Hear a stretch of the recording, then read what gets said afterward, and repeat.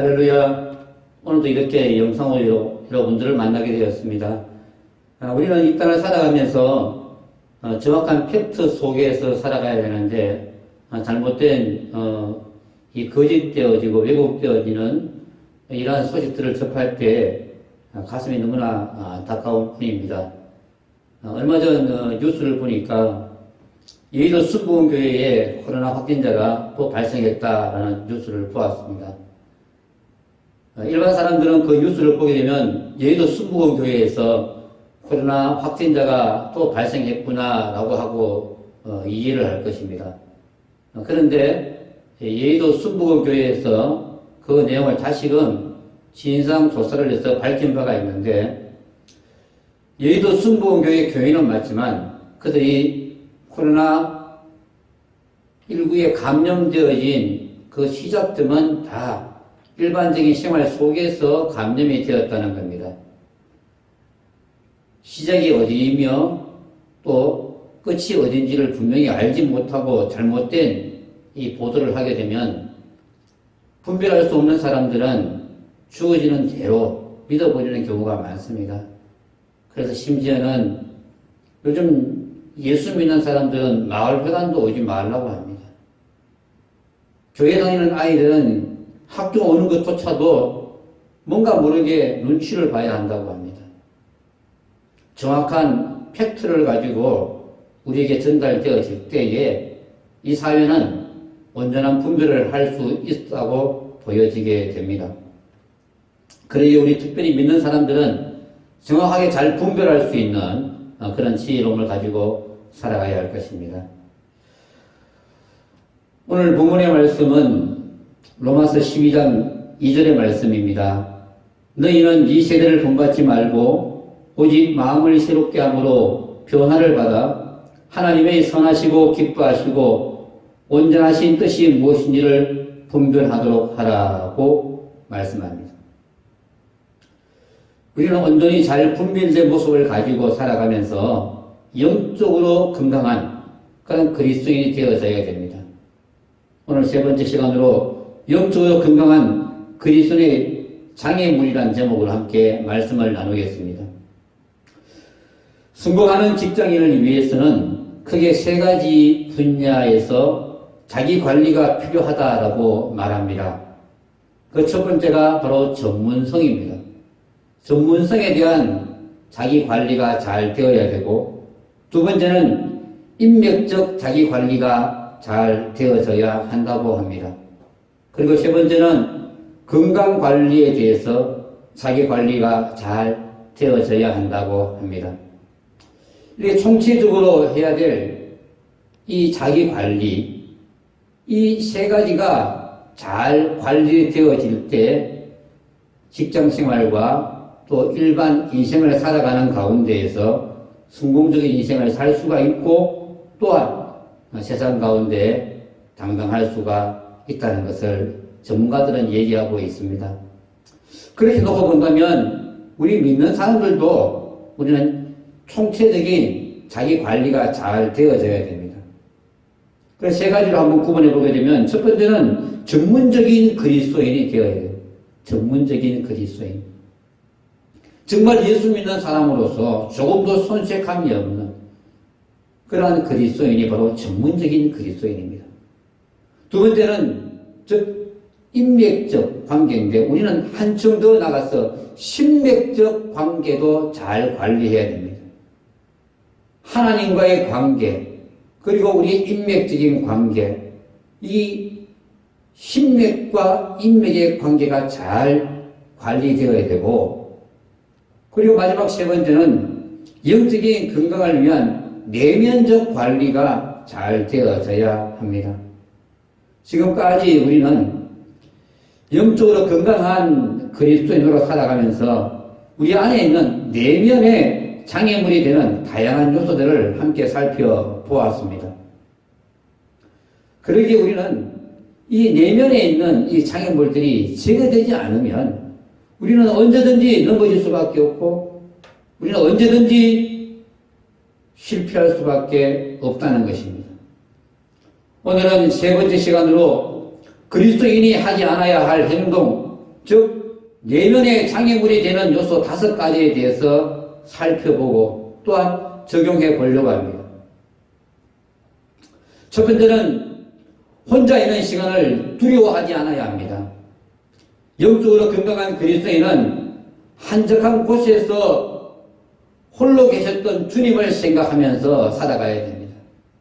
그러면서 예수님의 그 모습을 따라가기 위한 소망된 모습을 가져야 됩니다.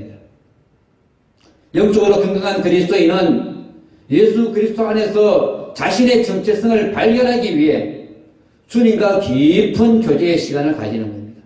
예수님께서 게세마네 동산에서 홀로 남겨졌을 때에 그 기도를 통해서 주님과 함께 깊은 교제를 가졌습니다. 그러기에 우리도 홀로 남겨질 때에 두려워하지 아니하고 하나님이 항상 나와 함께 하시기 때문에 외톨이가 아님을 우리가 알고 믿음의 눈을 열어서 주님을 바라보고 하나님의 뜻이 나를 통하여 이루어질 것을 믿는 담대한 그리스도인이 되어져야 하는 것입니다. 그러기에 여호수아 1장 9절은 말씀합니다. 내가 네게 명령한 것이 아니냐. 강하고 담대하라. 두려워하지 말라. 놀라지 말라. 내가 어디로 가든지 내 하나님 여호와가 너와 함께 하느니라 하시니라.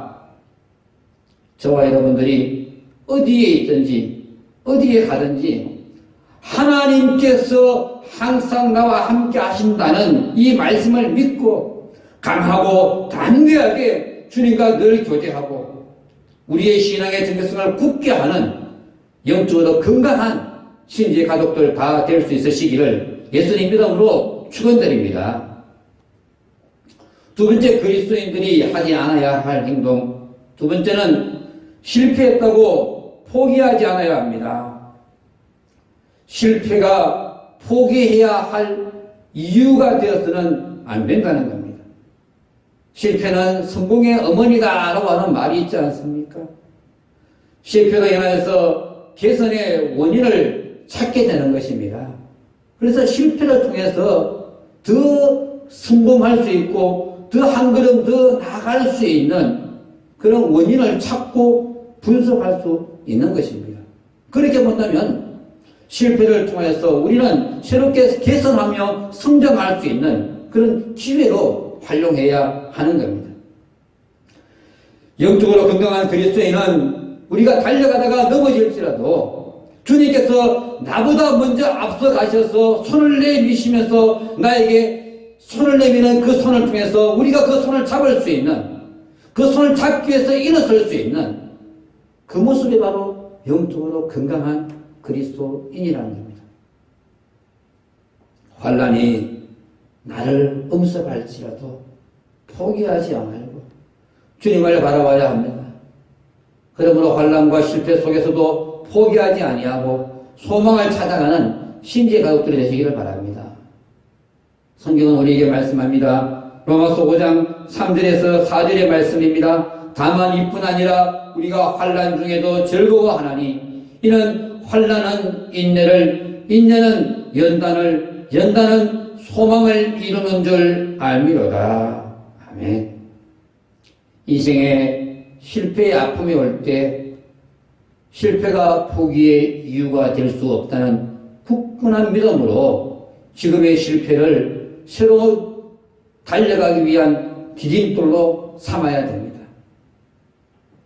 현재 우리에게 주어진 코로나19의 2차적인 확산 사태를 통해서 우리는 다시금도 우리가 그 원인을 발견하고 다시금 그 디딤돌로 삼을 수 있는 그런 국가가 되어야 돼요. 실패의 원인만을 찾아가지고 그 원인에 대한 뭔가를 찾으려고 하는 것이 아니라 지금의 혼탁한 코로나19 환난 속에서도 반드시 회복될 것을 믿고 우리가 인내할 때에 인내는 연단으로 강건하여질 것이고 연단을 통해서 소망이 이루어질 것을 우리는 굳게 믿고 다시 일어서는 소망의 주인공이 다 될 수 있으시기를 예수님 이름으로 축원드립니다. 세 번째는 두려움 속에 살지 않아야 합니다. 영적으로 건강한 그리스도인은 하나님께서 모든 것을 관장하시기 때문에 두려워할 것이 없음을 믿고 살아가야 됩니다. 두려움 자체가 존재하지 않는 것은 아닙니다. 목사도 두려움을 가지기도 하고 또 장로나 권사도 모든 사람들이 다 두려움이 다가오기도 합니다. 하지만 그 두려움 속에 우리가 엄습되지 아니하고 어떤 상황에 직면한다 할지라도 우주 만물의 주권자 되시는 하나님께서 나와 함께 하신다는 이 믿음을 통해서 우리는 평안을 경험하고 담대하게 서야 할 줄로 믿으시기 바랍니다. 성경은 우리에게 말씀합니다. 시편 46편 1절에서 3절의 말씀. 하나님은 우리의 피난처시요 힘이시니 환난 중에 만날 큰 도움이시라. 그러므로 땅이 변하든지 산이 흔들려 바다 가운데에 빠지든지 바닷물이 솟아나고 뛰놀든지 그것이 넘침으로 산이 흔들릴지라도 우리는 두려워하지 아니하리로다. 아멘. 두려움이 몰려올 때 나의 피난처가 되시고 나의 도움이 되시고 나의 소망이 되시는 그 주님을 바라보며 큰 도움으로 나를 보호하시는 주님을 향해 달려가는 영적으로 건강한 신주의 가족들 다 될 수 있으시기를 예수님 이름으로 축원드립니다. 네 번째는 분노 속에 살지 않아야 합니다. 분노가 자신의 삶을 지배하도록 내버려 두어서는 안 되는 것입니다. 분노가 우리 가운데 솟구쳐 나올 때에 그 분을 우리가 품어서는 안 된다는 겁니다. 영적으로 건강한 그리스도인은 화를 내고 자신의 정당성을 입증하려는 그 노력이 결국에는 자신을 파괴하고 또 악순환의 고리에 빠지게 만들게 된다는 것을 알고 화를 내고 분을 품는 것을 끊을 수 있는 것은 오직 용서함이라는 사실을 기억하면서 우리의 분을 하나님의 말씀으로 융화시키고 또 용서함으로 말미암아 우리의 모습이 건강할 수 있기를 원합니다. 용서는 미움으로부터 자유롭게 하는 것이라고 합니다. 미울 때에, 분이 올라올 때에 용서하는 것입니다. 성경은 우리에게 말씀합니다. 에베소서 4장 31절에서 32절의 말씀. 너희는 모든 악독과 노함과 분냄과 떠드는 것과 비방하는 것을 모든 악의와 함께 버리고 서로 친절하게 하며 불쌍히 여기며 서로 용서하기를 하나님이 그리스도 안에서 너희를 용서하신 것 같이 하라. 모든 악독과 노함과 분냄과 떠드는 것과 비방하는 것을 어디에 모든 악의와 함께 버리고 용서하기를 하나님이 그리스도에서 나를 용서하신 것 같이 서로 용서하며 살아가기를 다짐하는 영적으로 건강한 우리 신지 가족들이 다 될 수 있으시기를 예수님 이름으로 축원드립니다. 다섯 번째는 사랑을 배척하지 않아야 됩니다. 사랑하는 데 있어서 꺼려하지 않아야 한다는 거예요. 예수 믿는 사람에게 사랑은 하나님의 근본적 본질의 가치라고 할 수가 있습니다. 하나님 육고로 사랑이다. 우리가 지속적으로 하나님을 닮아가고 그리스도의 장성한 분량까지 성장함으로 말미암아 하나님의 사랑을 완성하게 되는 것입니다. 우리와 같은 종류의 사람, 예수 믿는 사람, 교회 나가는 사람, 어디 먼 타지에 가서 같은 지역에 사는 사람을 만날 때에 그냥 좋은 것. 유유상종은 우리가 서로서로 사랑할 수 있지만 성경은 어떻게 말합니까? 원수처럼 행동하는 그들조차도 사랑하라고 우리에게 요구하고 있는 것입니다. 문재인 대통령은 지난 종교 지도자들 앞에서 용서할 수 없다는 말씀을 하셨습니다. 그러나 우리는 용서해야 합니다. 용서한다는 것이 쉽지 않은 것이지만 영적으로 건강한 그리스도인이라면 싫어도 이성적으로는 정말 용서할 수 없는 그러한 모습이 보인다 할지라도 우리 용서하라고 하는 이 말씀에 순종되어지고 또 그러므로 말미암아 사랑의 결정체로 적용되어지는 그 삶을 살아가야 할 것입니다. 요한일서 4장 10절에서 12절은 우리에게 말씀합니다.